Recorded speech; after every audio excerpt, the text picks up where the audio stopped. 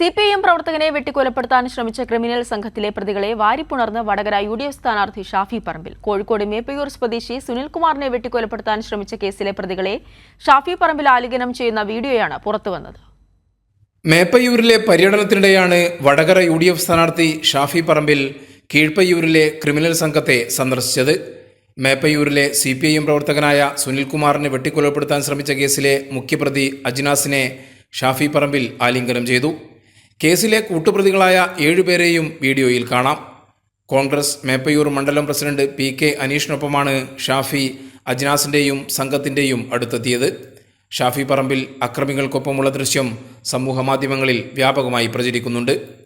കഴിഞ്ഞ ഡിസംബർ 6 വൈകിട്ട് 5:30 എടത്തിൽമുക്ക് ടൗണിൽ വെച്ചാണ് സുനിൽകുമാറിനെ ഇന്നോവ കാറിലെത്തിയ 9 യൂത്ത് ലീഗുകാർ ആക്രമിച്ചത്.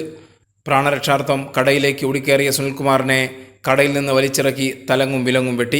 കേസിൽ റിമാൻഡിലായിരുന്ന 9 പ്രതികളും അടുത്തിടെയാണ് ജാമ്യത്തിലിറങ്ങിയത്. ഗുരുതരമായി പരുക്കേറ്റ സുനിൽകുമാർ ശസ്ത്രക്രിയകൾക്കു ശേഷം വീട്ടിൽ വിശ്രമത്തിലാണ്.